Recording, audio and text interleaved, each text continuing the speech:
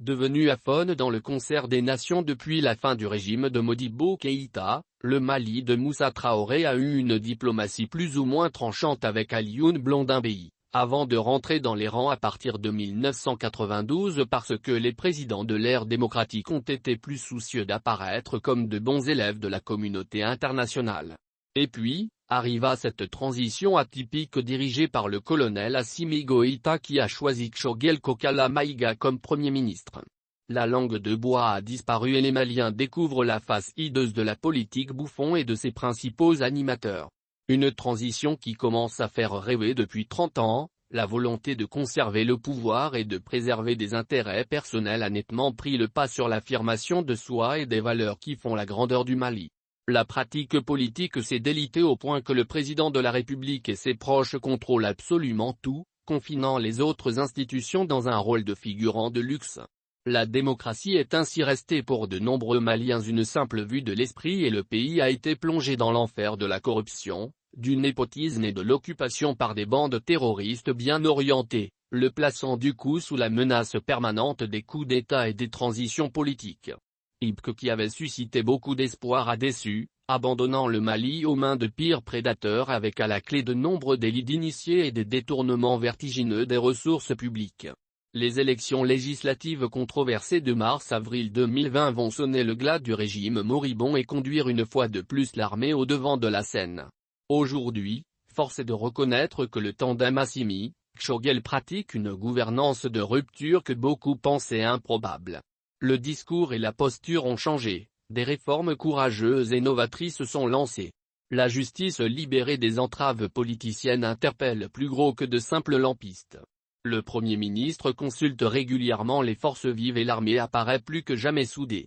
Le front social se calme pendant que les politiciens discrédités, frileux et timorés tournent en rond. C'est dans ce climat que survient le discours mémorable du Premier ministre Choguel prononcé devant les Nations Unies. Le monde entier médusé a écouté et entendu la voix du Mali, avec des propos certes mesurés mais combien poignants.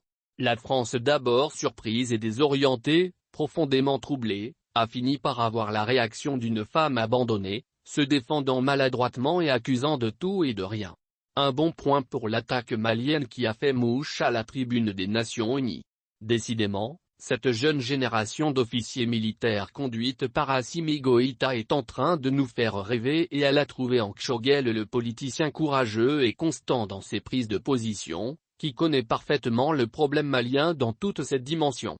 À présent, il s'agit de pousser la logique jusqu'au bout, en reprenant totalement la main sur le terrain face aux tentatives de spoliation et de déstabilisation. Si le Mali a accueilli l'opération Serval en 2013 dans la liesse, il a dû déchanter quelques jours seulement après, suite au veto posé par la France à l'entrée de l'armée malienne à Kidal. En soutenant ouvertement le MNLA, un mouvement séparatiste qui ne reconnaît pas l'autorité de Bamako, dont elle est allée chercher les dirigeants dans les pays voisins pour les installer à Kidal et en faire les interlocuteurs obligés de l'État du Mali, la France a montré son vrai visage, celui de l'ami qui embrasse pour étouffer et donner le baiser de la mort. En réalité, la trahison a précédé l'abandon en plein vol qui n'a été qu'un doux euphémisme préféré par le Premier ministre Choguel. La transformation plus tard de Serval en Barkhane a confirmé la volonté de la France de noyer le problème malien dans celui plus complexe du Sahel. Le Mali qui n'avait demandé qu'une couverture aérienne à la France, a vu celle-ci débarquer avec des troupes au sol, comme l'a confirmé le Premier ministre de l'époque Django Sissoko. Ce déplacement du nœud du problème a permis à la France de s'implanter et de faire des Maliens affaiblis et vulnérables de simples spectateurs de leur propre destin pendant 8 ans. Aucun objectif majeur n'a été atteint avec la présence française parce que la menace djihadiste qui était circonscrite au seul nord du Mali, est présente partout aujourd'hui. Pour ce qui est du devoir de reconnaissance évoqué par Macron, les peuples du Soudan français ont payé pendant la Deuxième Guerre mondiale un lourd tribut pour libérer la France de l'occupation allemande, avant d'être payés en monnaie de singe. François Hollande l'a reconnu. Dès lors, si le Mali souhaite explorer d'autres voies pour assurer sa sécurité, quoi de plus normal ? À moins que l'invité se prenne pour le propriétaire, au point de vouloir dicter aux autorités maliennes une conduite. Le Mali ne confond pas la France avec ses dirigeants politiques qui, eux, ne sont pas au-dessus de tout soupçon.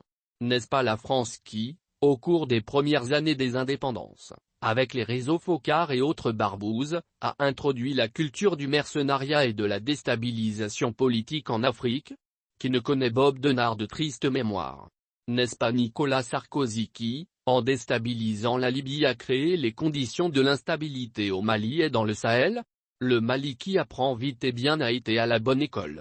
La transition conduite par Assimi Goïta fait donc honneur au Mali profond, celui de nos pères qu'il réhabilite, en mettant à nu la forfaiture et la trahison des politiciens et collabos maliens de la 5e colonne qu'on voit se précipiter à Ouagadougou et à Paris pour prendre des instructions et soutenir des sanctions contre leur propre pays.